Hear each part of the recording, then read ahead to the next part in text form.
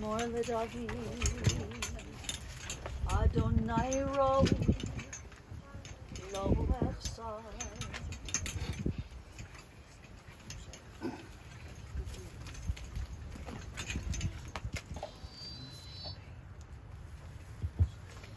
Mizmor LeDavid, Adonai Roi, Lo Echsar. Binot Eshe Yarbitzeni al me menuchot yanachaleni. Nafshi yishoveh. Yanacheni v'magle tzedek lema'an shemo. Gam tirelech v'geitz ha'mavet. Lo ira hara ki ata imadi. Shivtecha u'mishantecha hema yenachamuni. Ta'aroch lefanai shulchan neged surirai. Dishanta v'shamen roshi kosir v'yah.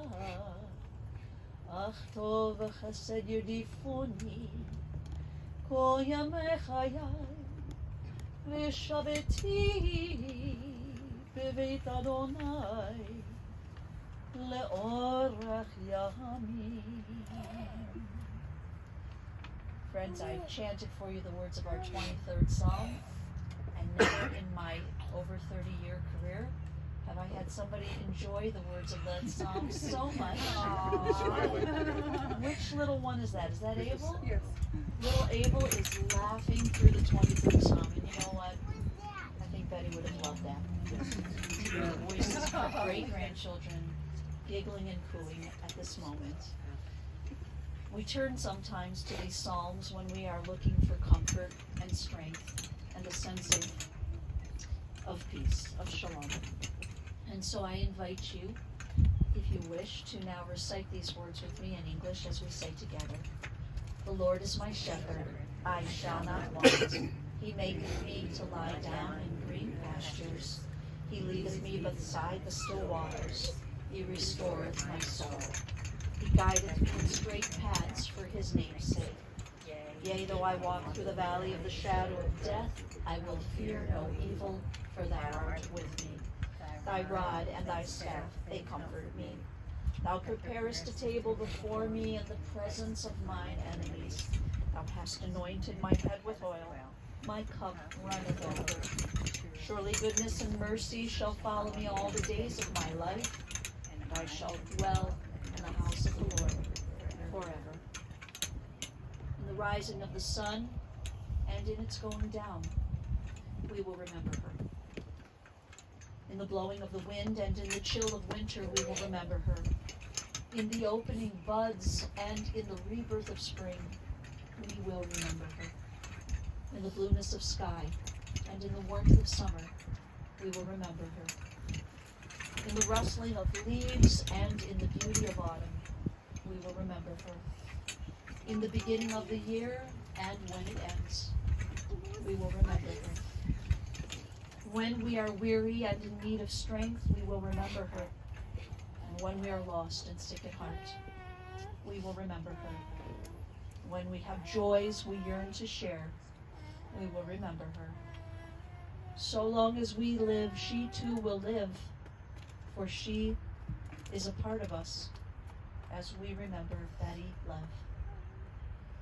To her children, to Howard and Fern, to Marty and Michael, also to Barbara and Dan, Laura and Nancy, to her sister-in-law Shirley, and to her grandchildren, Matthew, Elisa, Cassie and David, Carly and Roberto, Ariel and Veronica, Shoshana and Chad, and to her great-grandchildren, to Caitlin, Jacob, Dominic, Caden, Alex, Clara, Evie, Dax, and Abel.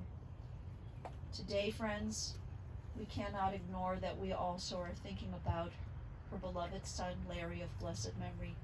We take him into our hearts as well today. to all the members of the family, and to so many dear friends. We're so grateful for those of you who were able to gather in person at this time. We are here together, whether we are watching this via video or here at this moment at this site. We join our hearts together as we remember and also celebrate the life of your beloved Betty.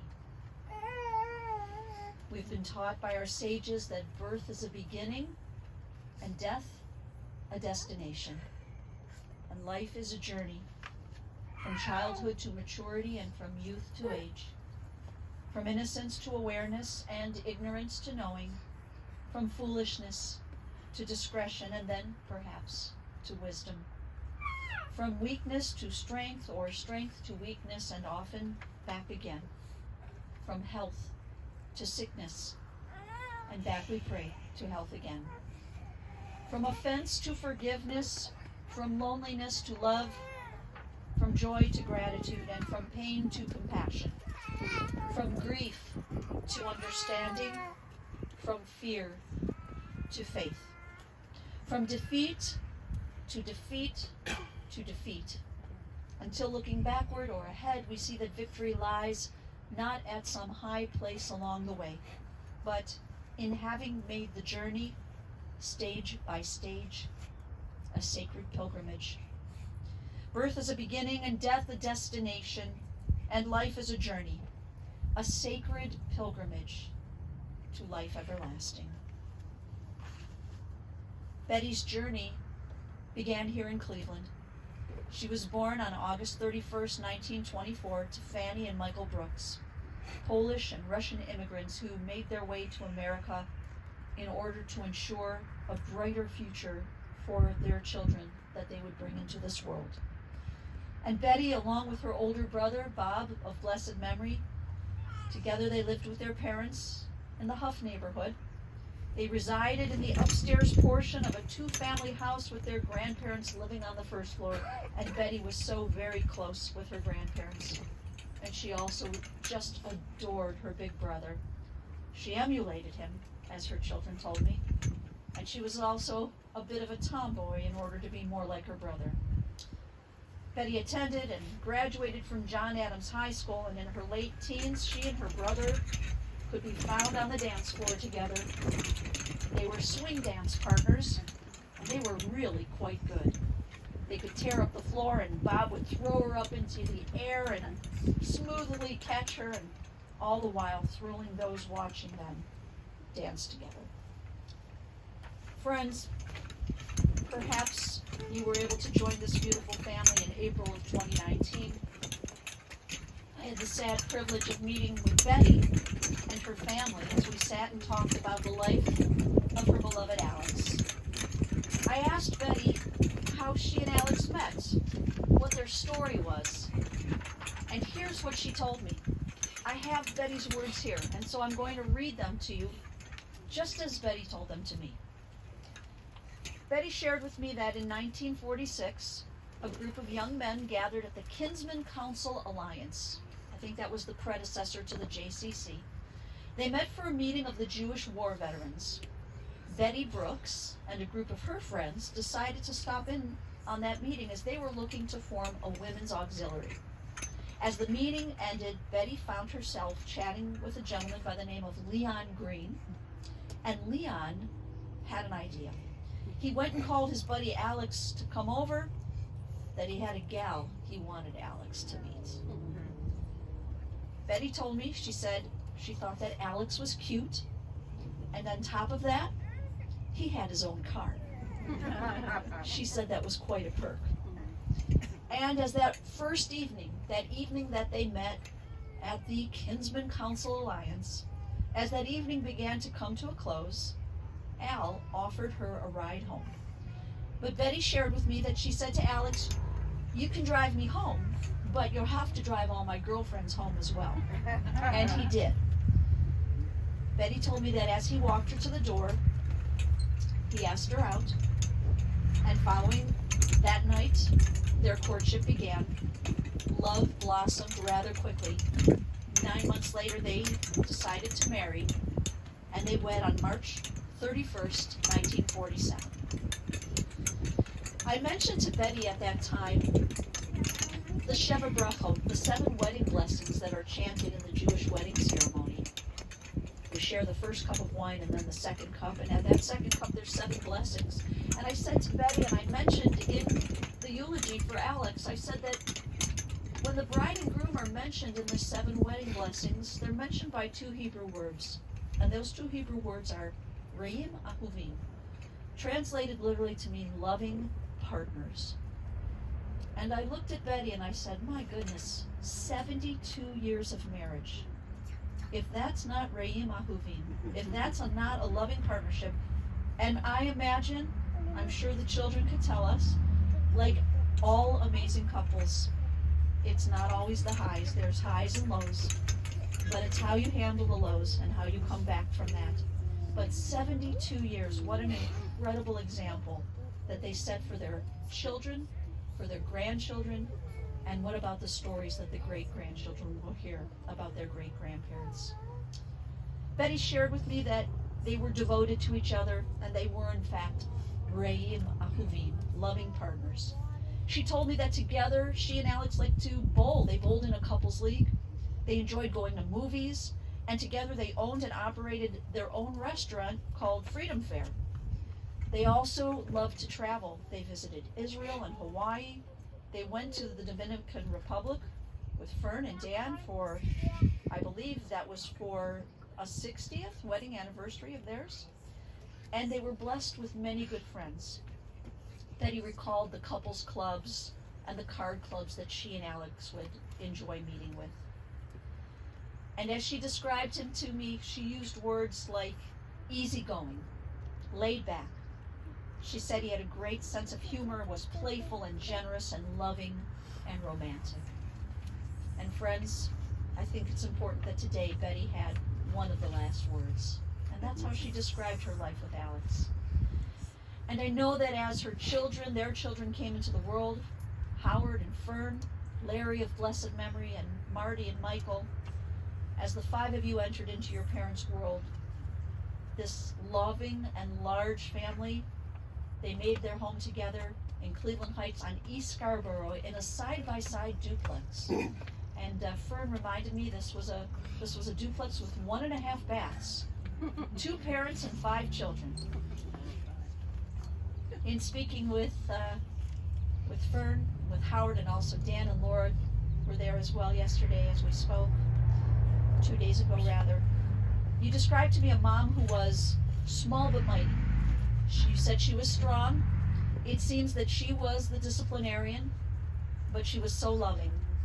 And she showed her loves to you, to her children, in a myriad of ways, but one of those ways was the daily baking. The daily baking. She always made sure there was something for you to enjoy, to nosh. Her baking and her cooking, it was her way to express her love in the sweetest and tastiest possible way. And with 5 children, as we would say, Kenahora, with 5 children, Betty knew she had to remain organized. And so there was the weekly menus. I think Fern was the one who recalled that Monday was either tuna or salmon, Tuesday might have been hamburger, and the list went on and on.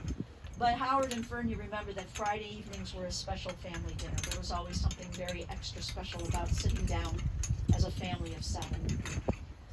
You recalled a mom who encouraged you and your siblings to do their best. If they had any kind of challenge, whatever it was, she didn't even see it. She encouraged them to go for it, to be strong, and to do their very best. She didn't see limitations, and lovingly she would focus on pushing you to your full potential. You also said she was always there for you.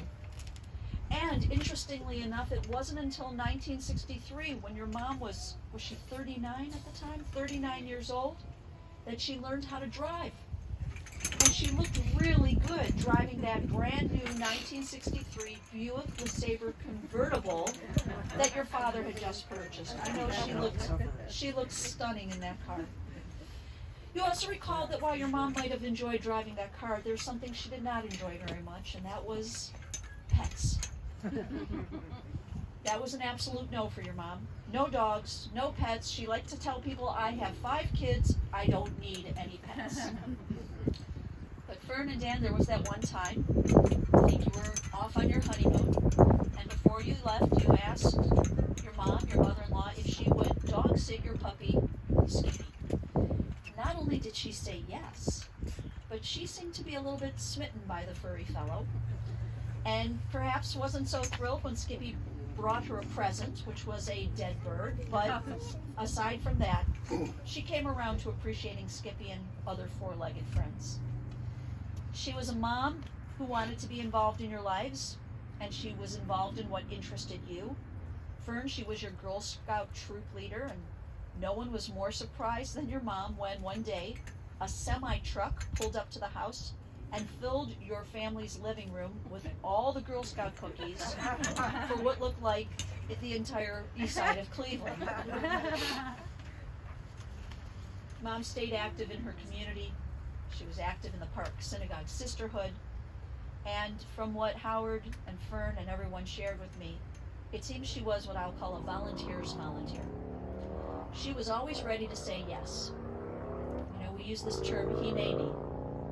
I am here. When you ask somebody, can you help me? And they respond, hineni, they don't even need to know what it is. They're here for you and with you. And that was her. She said hineni. She said yes. And for 20 years, Betty volunteered for Menorah Park's adult daycare.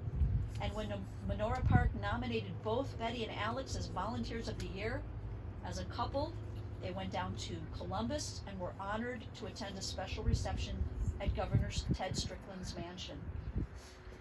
She was an avid reader, and up until last week, she and her granddaughter Carly were engaged in their own special mini book club. For Carly and for anyone, and Carly, which I'm not sure which grandchild is Carly. Carly is not here, but I will say this. Carly was having trouble keeping up with her grandmother. Everybody thought this would be easy, that Betty would only be able to maybe handle 5 or 10 or 20 pages. Carly was shocked to find out that she had plowed through 100 pages in one day, but it was a challenge to keep up with Betty's pace, because when it came to reading, she was a voracious reader. And her love of the written word has guided the family in choosing the Cuyahoga County Libraries Foundation as the designated place for anyone who wishes to make a contribution in memory of Betty. You know that at the center of Betty's life, whether this was your mom, your second mom, as in your mother-in-law, whether this was a grandmother, a great-grandmother, a cousin, an aunt, a dear, dear friend, you know that at the center of her life, it was always for the family, it was always about the family. Her grandchildren, the children, the loves of her life, and especially her Alex. A remarkable, remarkable marriage, 72 years. She lived the last 5 years of her life at R.H. Myers. And I'm told that when she died, she was laying in her bed, the bed that she and Alex purchased when their lives began together as husband and wife in 1947, the day they were wed. What a stellar and shining example for all of you, her generations. Friends, today through your tears, we try to find the strength, we try to acknowledge the gratitude for having her in your lives. And we join with the sages of our people as we declare these words, Zichrona Livracha. We pray that the memory of Betty Love and the good deeds that she performed here in the land of the living, that these memories will always be a blessing. Amen. We know that words which come from the heart always tend to enter directly to the heart. And so at this time I call on her son-in-law, Dan, who I know has words in his heart to share with all of us.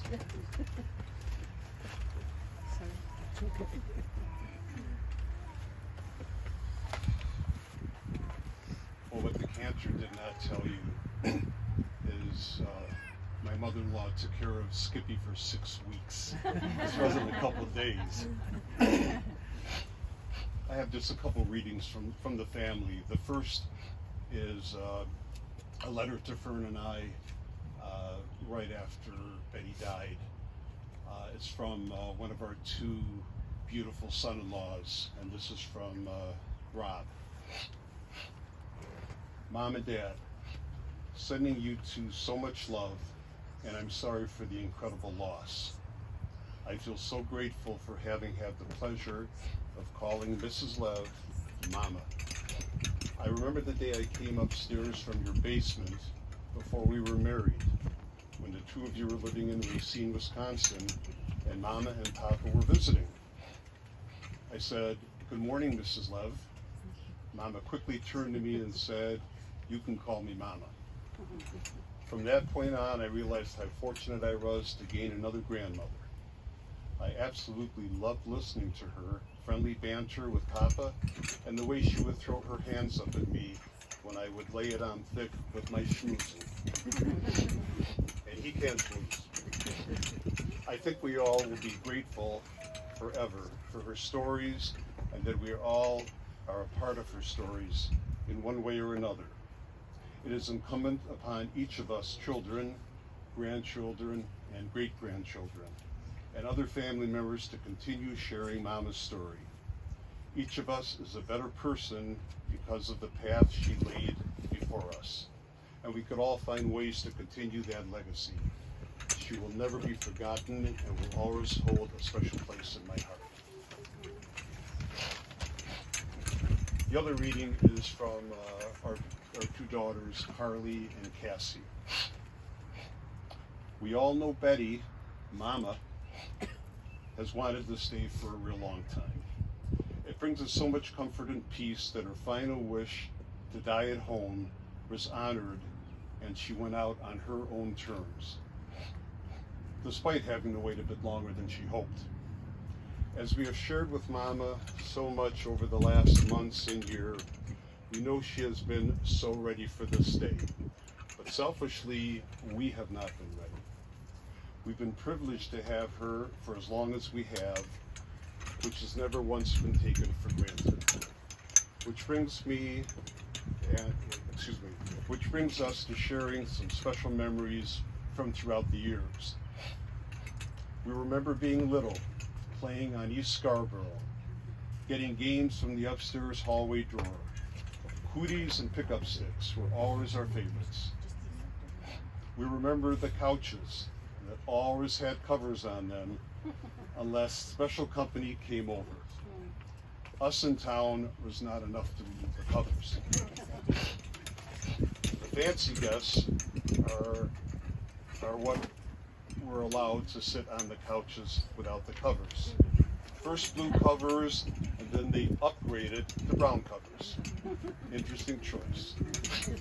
We remember Mama taking us to child care at workout, visiting Grandma Brooks at her apartment across from the May Company, going to the print shop where she worked, and fighting who got to sit in the way back of their station wagon.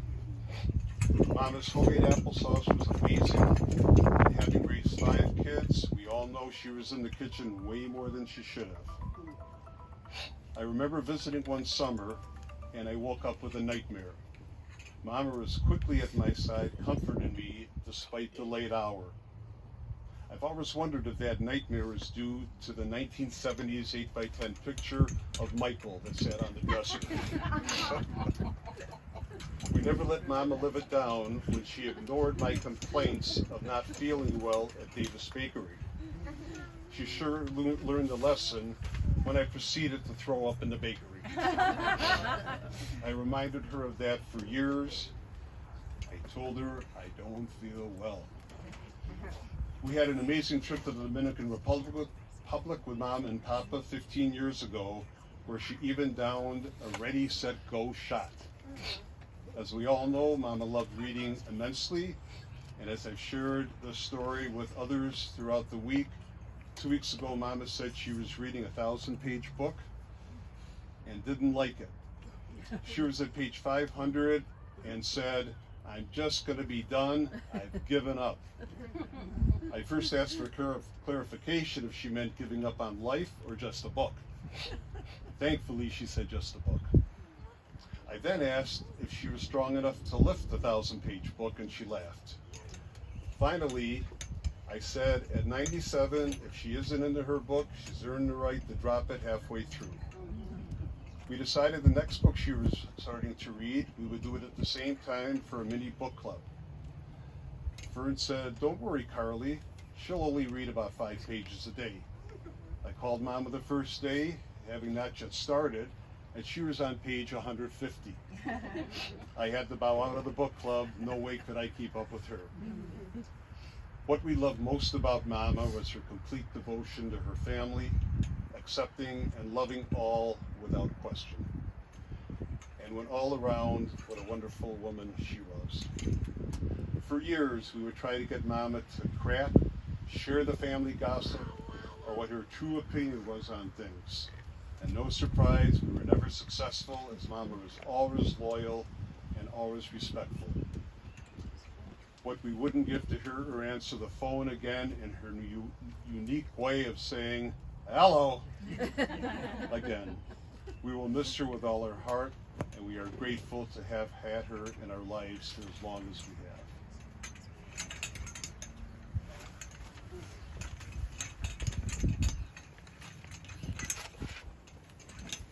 Dan, thank you for sharing those beautiful words. Friends, as we prepare now for the rites of burial, I just want to also share with you that following this service, the family will be receiving visitors tonight, beginning at 6 until 9 p.m. That's just today from 6 until 9 p.m. at R.H. Myers in apartment 1015, apartment 1015.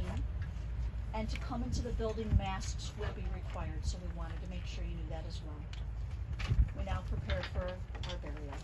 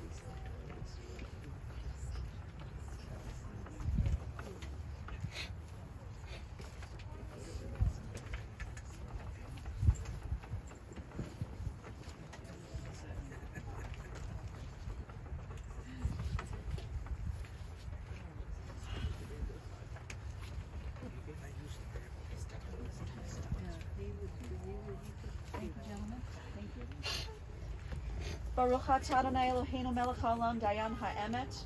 Praised are you, Adonai, our God, creator of the universe, the righteous judge. Adonai natan va'Adonai lekach v'hi shem Adonai mevarach. God has given, and now God has taken away. Still, we bless the name of God. The mysteries of life and death are beyond human understanding. We are perplexed and overwhelmed when pain and anguish befall those whom we love. In sorrow, confronted by death, which has taken Betty from our midst, we feel our frailty. Like delicate flowers, we flourish only for a day. O God, grant solace and comfort unto those who mourn, and may their lives together help to sustain them and add to the blessing which is theirs in the memory of the life of their beloved Betty. V'yashov ha'afar al ha'aretz k'shehaya, v'aruach tashuv el ha'elohim asher netana.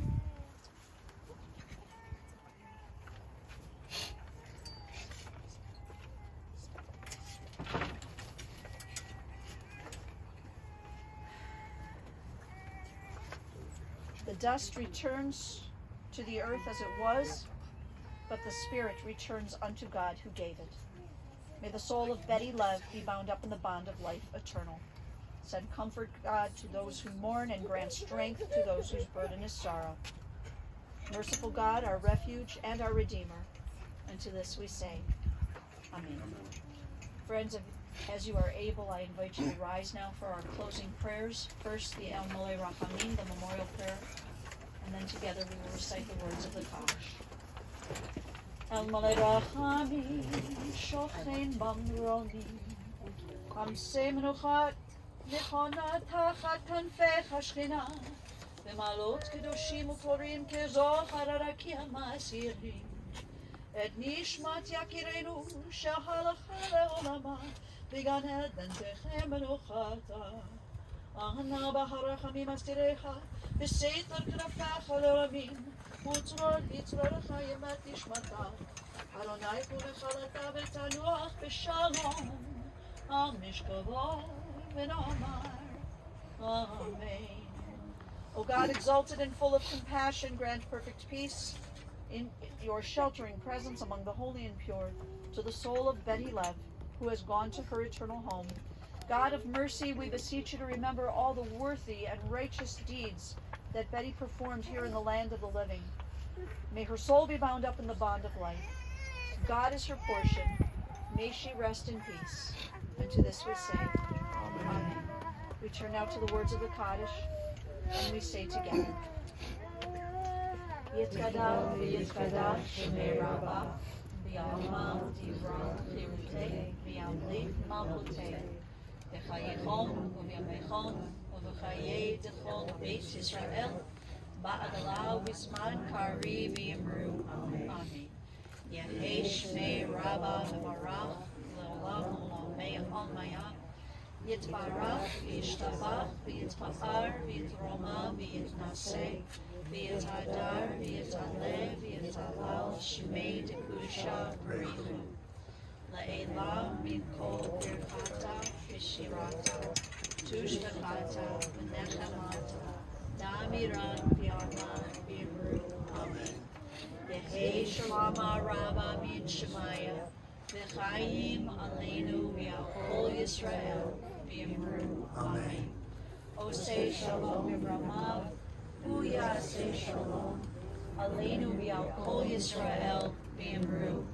Amen. We pray that God, who makes peace in a high place, will send peace and comfort to you, the mourners, to Israel, and to all humankind. Amen. We know that when we enter into this world, there are loving hands to guide us, to help us. Our tradition teaches us that when we leave this world, it should not be done in the hands of strangers, but in the hands of those who knew us and loved us. And so at this time, I invite anyone who wishes to lovingly place earth on the casket to please come forward and do so.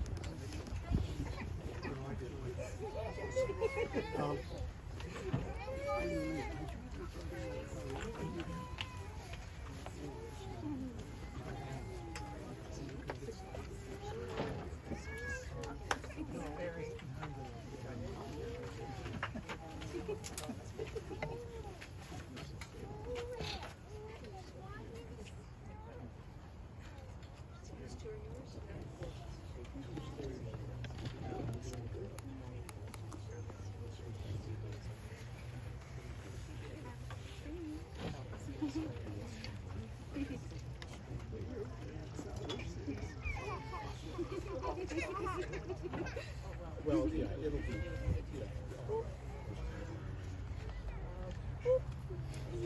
Sorry.